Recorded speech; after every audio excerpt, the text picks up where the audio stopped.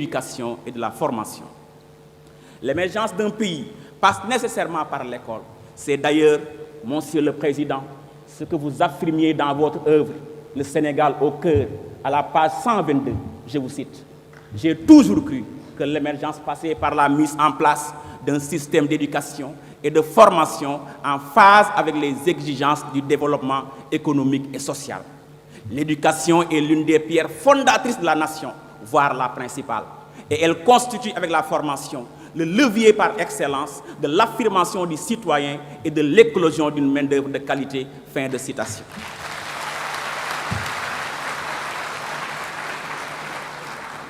C'est ainsi que dès votre accession à la magistrature suprême, votre analyse de la situation nationale a conduit à l'élaboration du plan Sénégal émergent, adossé à une vision, celle d'un Sénégal émergent à l'horizon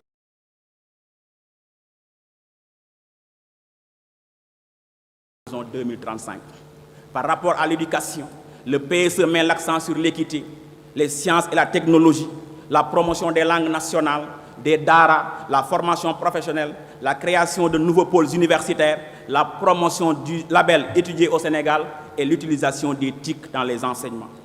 Ainsi, le programme d'amélioration de la qualité, de l'équité et de la transparence a été réactualisé pour être conforme aux orientations du PSE et aux décisions issues des assises, entre autres. C'est d'ailleurs dans ce sillage que s'inscrivent les importants investissements consentis en faveur de l'éducation, notamment la revalorisation du traitement de tous les agents de l'État en général et particulièrement des enseignants.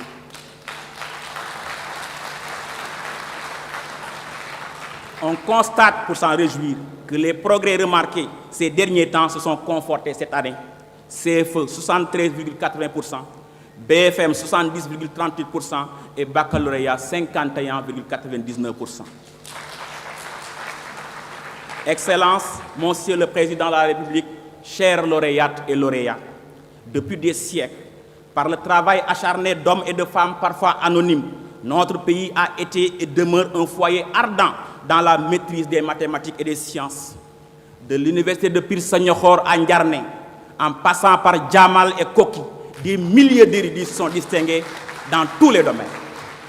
À titre illustratif, je citerai Mame Hadi Touré, qui a légué à la postérité un calendrier, une montre et une mosquée sans poteau, chef-d'œuvre qui attire jusqu'à présent l'attention de beaucoup de scientifiques.